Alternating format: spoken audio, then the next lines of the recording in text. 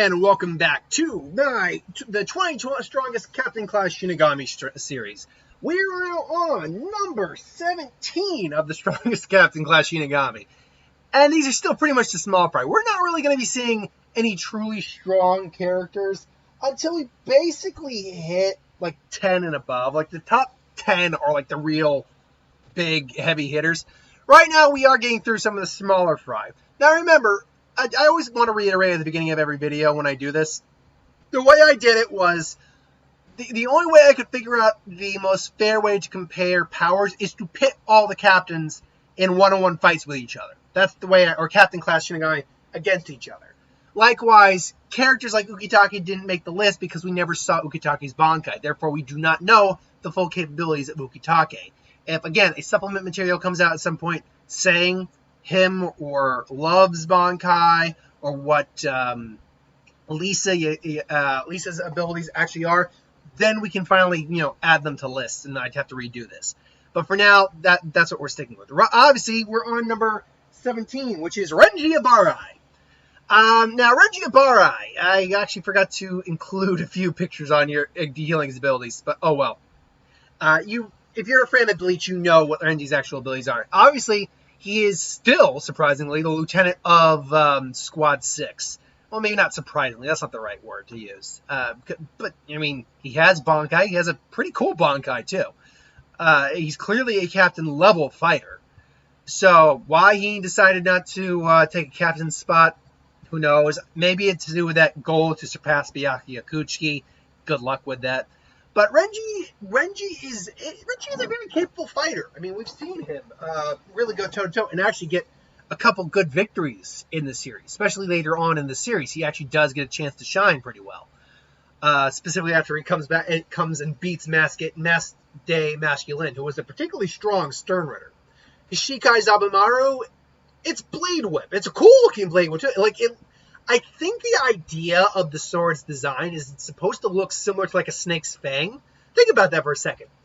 Or snake's jaw. Think about that for a second. I mean, it's Zabimaru, I believe it translates, if you give me a mirror. Zabimaru translates to, okay, they're not giving me the, okay, I actually have to look it up real quick. Sorry about that. But Zabimaru translates, okay, I'm going to have to go to actually Renji's page, not Zabimaru's spirit page. Although I like Zabimaru's spirit, by the way. This monkey with a snake for a tail. Basically, like a monkey chimera, snake chimera. I like that. That's a cool idea. But yeah, Zabimaru's name, it's Snake Fang or Baboon Fang. It's something along those lines. Give me 1 second here. I should have been more prepared. I apologize. I thought I remembered its translation, quite frankly. So here we are. Zabimaru, yeah, snake tail. That's what it translates to. Now, admittedly, I actually think it looks more like a snake's jaw. Think about it. The Shikai itself, when it's not, extended, looks like a snake's jaw. It's got the small teeth in the back and the big fang on top. Honestly, I think that's what it looks like, in my opinion. Now, obviously, the snake's tail comes more from its extending ability, which is actually a very useful, but especially if you know how to master it. Renji states that out of all the Zanpakuto will by lieutenants, his is the most difficult to master because it's both a sword and a whip, and a bladed whip to boot. So it is a very capable weapon. Obviously, and it has an ability known as Higa Zeko, where if it's destroyed, it can levitate and use the broken pieces segments to attack. After that, it's useless. Renji's true Bankai, So Zabimaru, the Twin King Snake Tail, is the true form of Renji's Bankai, which it takes on a more compact form that is predominantly worn. On his right wrist, there is a gauntlet resembling the top portion of the snake skull with a blade. A long bony tail composed of a vertebrae-like structure protruded from the back of the skull, trails behind him and hangs from his waist like a loose sash. At will, he can extend a large blade from the snake's mouth. He also gains a large cowl of green fur that hangs down from his left shoulder. Additionally, he gains a pair of Pauldron Form's armor collar, as well as a vertebral cord that hangs down along his waist. On his left hand, though, Hiho, the the cowl portion transforms to a large skeletal arm that follows his movements.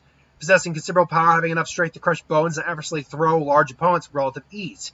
It's strong enough to effortlessly lift and stab large slab of wall and crush it into pieces with minimal force. And showing basically the Baboon King, showing the baboon part of Zabimaru's spirit. Then Orochi, the snake, basically the snake blade turns into what resembles his Shikai and can extend and stab. And then finally, after impaling the enemy, Zabimaru uses Zaka Tempo. Renji clutches his fist, forming large jaws of spiritual energy. The jaws then close down on the enemy, forming the visage of a large serpentine skull, crushing the enemy with his fangs. Simultaneously, Renji fires a blast of spiritual energy through the enemy. The attack is so powerful to reduce the opponent to ash. Look, it's not my favorite Zanpakuto. Renji's not my favorite character in Bleach, but it's a cool Zanpakuto Bankai, particularly. It's a cool Bankai. So right at the bat, there are 3 characters who are not going to be... Well, actually, I take that back. There are 2 characters whose image I'm not going to be showing because they've already established they lost to Renji. Ikkaku lost to everyone minus 1 person. Renji was one of them. Sajin, likewise, also lost to almost everyone except 3 individuals. And Renji was one of the people he lost to. So with that being said, let's get into it. Who was the 3rd person he basically beat in the fight is the question. Against Yama and against Ichibei, Zabimaru, Renji stands no chance. Specifically against Yama more than even Ichibei, because he would have to get close into Yama to use his abilities, and Yamamoto's fire abilities alone keep him at a distance. Not to mention he's far faster, his spiritual energy far surpasses his. While he's Eric Clapton class fighter, he's just not on the same level as many of the other captains we're going to go down the list on. Granted, yes, his Shikai can attack from a distance, but the fire really does mitigate that. Even in Shikai, that fire alone is strong enough to possibly incinerate a lot of Zanpakuto. And if he, for some reason, felt like he had to go into Bankai against Renji, Renji's done. There's no way he can get close to Yamamoto, therefore Yamamoto wins. Ichibei is a similar issue, but for different reasons. He's got enough Kido abilities alone to keep Renji at a distance. His Zanpakuto is very unique in that it cuts names. So Zabimaru, if it were to hit Zabimaru, it would cut Zabimaru's name in half, losing half its strength. Should he go into Bankai, it'd be the same problem. Ichibei's sword is extremely dangerous in its own right from a metaphysical standpoint. And then if the ink touches you, you lose your name. And Renji doesn't have any abilities that prevent that. So against these two are some of the heaviest hitters in Bleach in terms of Captain Class Shinigami. Let's make that a little larger. Yeah, that's good. So yeah, you're right. Against Yama and against Ichibei, Renji lost considerably. Against Soifo, now, whoa, that's supposed to be over here. Why aren't you over here? Against Soifo, see, Soifo, most of these other captains are more likely to lose to Renji, but that doesn't mean they would. He stands a better shot against the rest of them compared to those 2 guys. Most of them, anyway. Soifon's got a speed advantage on Renji, so that alone is going to pose a problem for Renji. Not that Renji doesn't have good reflexes, he does. So, would she get the 2-step kill on him? Maybe, but that's not a guarantee. The problem for Renji is that he has, again, Zabimaru's Shikai is great for range, but it only has so much power. It's not a Kido-based Zanpakuto. It only has one real Aikido-based ability in its Shikai form, or excuse me, in its Bankai form. Kind of in Shikai too, but not really. With the Higas Zeko. But that would be a last step for that. Probably wouldn't work against Soifon anyway. Soifon's also just a better physical combatant. She's a master hand-to-hand fighter, whereas Renji's a solid hand-to-hand fighter. We do see him on rare occasions use hand-to-hand. He's capable, but compared to Soifon, he just wouldn't stack up. And if we're going Bankai to Bankai, there's no way Renji can match her Bankai for power, mostly because there's no way Renji can stop the Bankai without being point blank in range of the Bankai. He's not an expert. He's only got some sufficiency with Kido. So if you were to manage a Shakuho, there's no guarantee the Shakuho would even be strong enough to destroy the missile. So he'd have to avoid the missile and then get it close to kill Soifon. Now, theoretically, any captain could do that. Any captain class fighter could do that. But the problem becomes more in line with not canny, but woody, and I don't think he would be able to. I do think Soifun and plus she's got Shunko, which he has no defense against. So ultimately, Soifun, I think, did beat Renji out in a fight.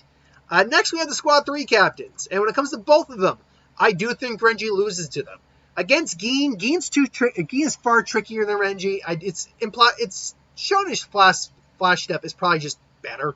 So right off the bat, he'd be able to get a more of an edge on Renji. His Shinso, while simplistic in its effect, is extremely unpredictable, especially how Gin uses it. And then if you're going Bankai to Bankai, I don't think there's any real way that Renji stacks up to this Bankai. Yes, he could block the blade maybe just from a initial release.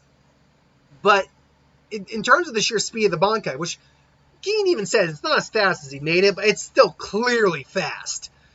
Maybe it's not 500 times the speed of sound, but maybe it's like half that speed. In which case, 200 times the speed of sound is still messed up in terms of speed.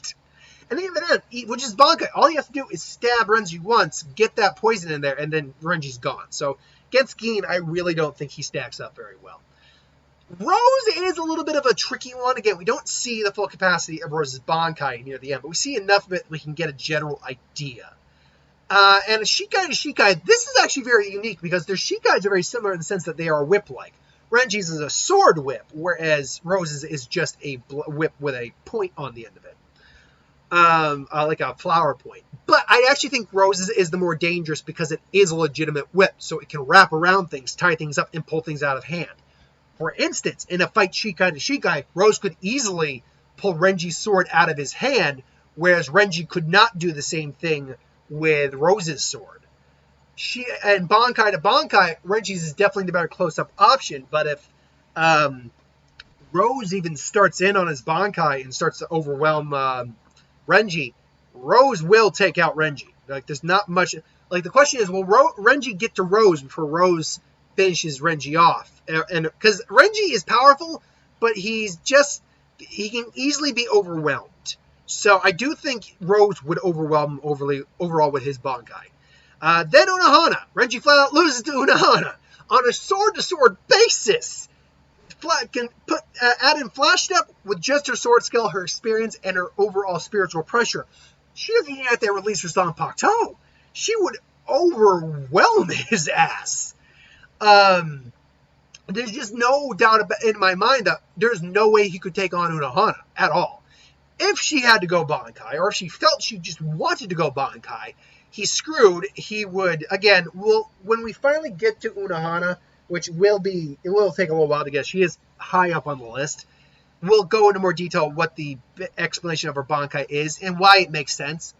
But yeah, and even if he does hit her with her blade, her Kaido is so effective, she can heal wounds at an instant, almost like she has a Wolverine-esque healing factor. She'll seal them up quickly as hell. So she's extremely dangerous, extremely powerful, and the only way Renji could really win is if he got Zaka Tempo off. If he got Zaka Tempo off, then he could maybe win. That's assuming that her spiritual energy doesn't overwhelm the spiritual energy of his attack. But hypothetically, yes, he would win that fight if he did that. But that's a long odds scenario right there that just doesn't play out in this fight. Unohana clearly is the superior fighter between them. Then you go into Shinji, and unfortunately, Renji's just not the kind of person who could counter effectively Shinji's Shikai. Wherever all of his senses are inverted, his sense of direction is inverted. Unfortunately, Renji's just not that kind of fighter. He doesn't have the type of instinct that, say, or the intellect, like, say, Uehara, or maybe, I didn't give Kaku a win over him, but maybe an Ikaku, or a Kenpachi. Like, he's got such a battle instinct that, yeah, I would say that Kenpachi would be someone who would be able to actually overcome the inverse world because just battle instinct alone. But yeah, Renji's just not that kind of individual. So unfortunately against Shinji, he also lost. Against Byakuya, we know he flat out loses. Again, it's just a matter of Byakuya is considered one of the strongest captains for a reason. And it's pretty clear why when you see what Byakuya is capable of. With just his Zanpakuto alone, he is capable of more than Renji can handle. Then you add in his actual sword skill, his Shumpo, his Kido knowledge. He is a Kido master. Like, he is a master at Kido. So he easily overwhelms Neji, unfortunately for Neji. Then you get into Shunsui, who is the head captain right now. Again, it's just a matter of age, experience, and technique. Shunsui's abilities are so versatile, and I'm certain we never saw all the games that Sword was capable of doing. Because think of it, it makes children's games a reality. For all the children's games that are out there, there is a technique probably. Because it's got Bushogama, which is a spinning top game. Takaone, which is the one on top, is the winner. Iro Oni, the color game. Kage Oni, the shadow game. Then there are, I can't remember the other ones. There's the green light. There's basically the tag, red light, green light one, and that's just 6 that I'm thinking of off the top of my head. There could be more that I'm forgetting. Though, and that's just those are just the ones that. There's the one where you stare at a shadow and eventually become, if you make an after image. And those are just the games I can remember. I'm sure there are far more that exist out there that I'm just not like thinking of. Like maybe there's like a dodgeball game or something like that. I don't know. But point being, that's just his Shikai Kido experience alone. Maybe he could go toe-to-toe for a little bit into Shikai, but that's about it. Bankai to Shikai. Shunsui could easily beat Renji in Bankai with just his Shikai alone. So, unfortunately, he fails at that. Against Shuhei, he loses. He's not the other captain that Renji was able to beat. Now, why is that? Shikai to Shikai, it's very interesting. Honestly, Shuhei's is actually a much more unpredictable Shikai because its directions can be anywhere, thanks to the way those blades spin, those sickles spin. The chain gives a little bit of unpredictability, and the actual ability of Kazashine, where he can regenerate from anything so long as he's got the spiritual pressure, and I mean anything, really outmatches Renji's Shikai ability. And then Bankai to Bankai, this is interesting. Again, we'll talk more about Shuhei's Bankai when we get to Shuhei, because he's further down the list, but we will get to him relatively soon. He's not the next one, but he will come up. But Shuhei, one second. Shuhei's Bankai. Shuhei's Shikai. I don't want that. I want his Bankai. The name of it, if I remember correctly, it is Fushi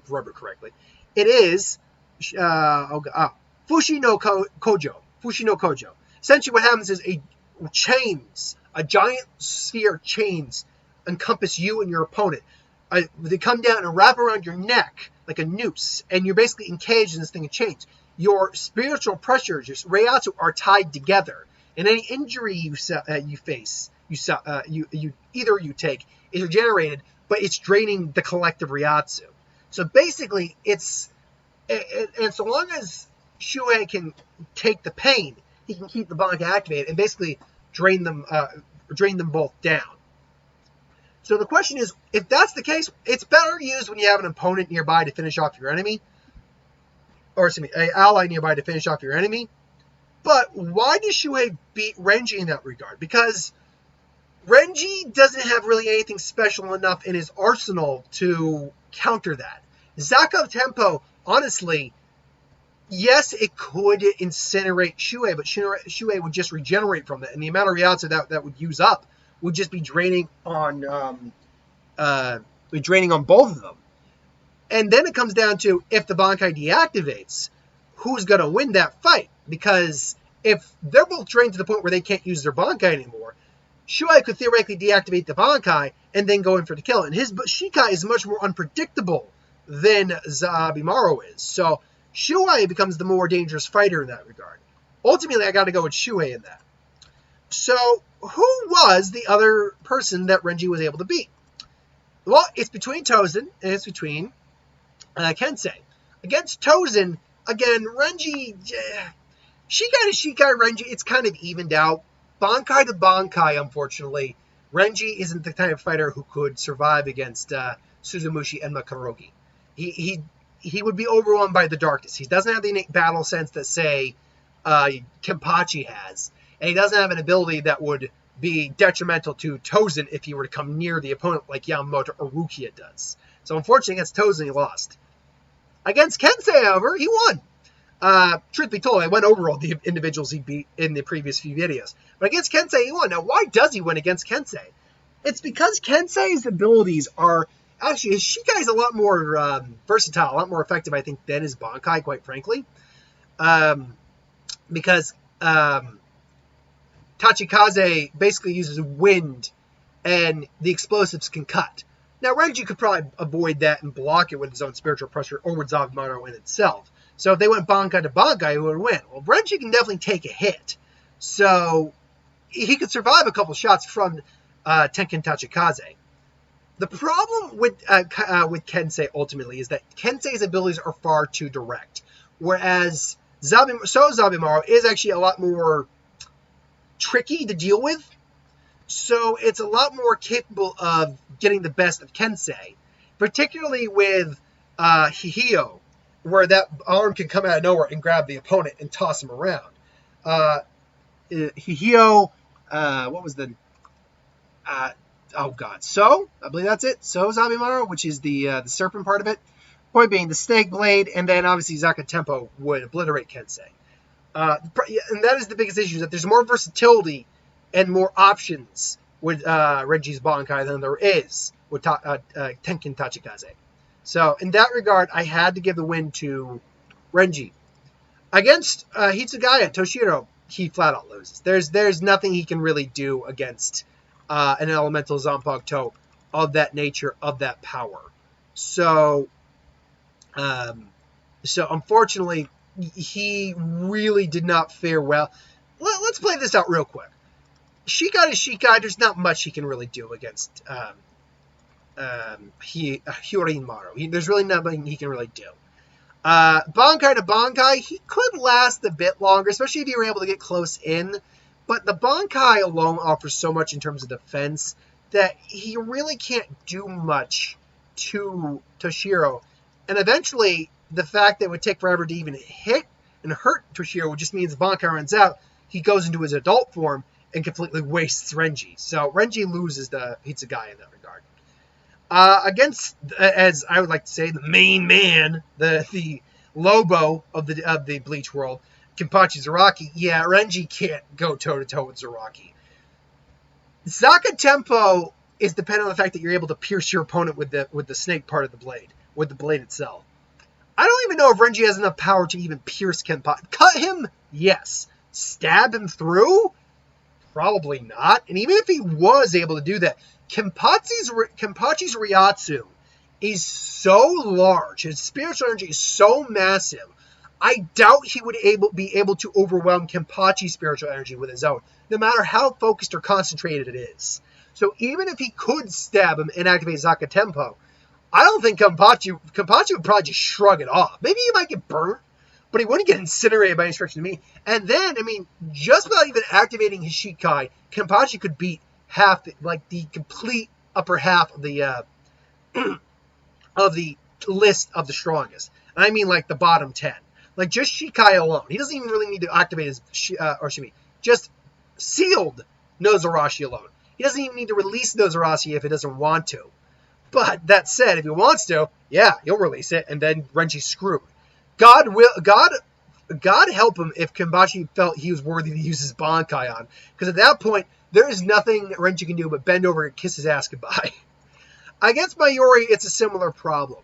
Because he could stab Mayuri and activate Zakatempo, but Mayuri could honestly just turn into that goop and get out of there. Granted, that means that's a win for Renji. But that's assuming he can get that stab off. Because Mayuri is such a calculated, tricky individual that it'd be very hard for him to even get an attack on him. Now, Mayuri is not a very good swordsman. He even says that he doesn't practice his swordsmanship very much. So he even put a device on his sword at one point that allowed him to basically counteract the strikes of his opponent.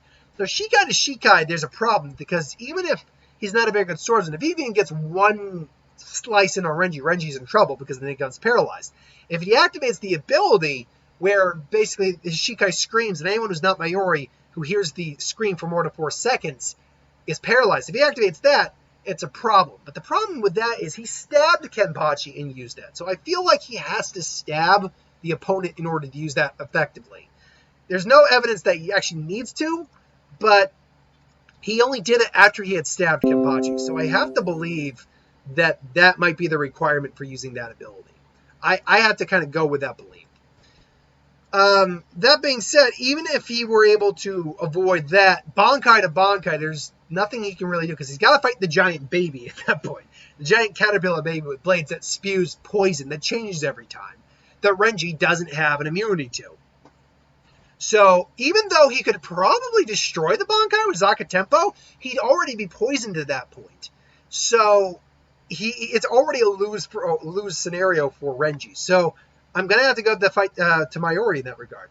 The last two before we end, because I'm running low on battery. Unfortunately, we're near the end. Against the Urahara, Benihime is too versatile. Urahara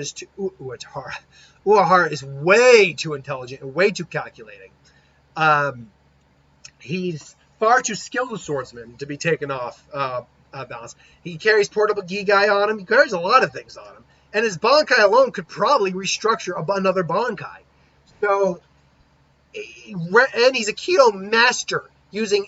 I haven't gotten this because this part of the light novel hasn't come out yet. But Urahara uses level 99 War Dragon, so he can use all the Kido without too much difficulty. So yeah, Urahara is one of the most dangerous captain class fighters there is. So yeah, against Urahara, Renji really doesn't stack up very well.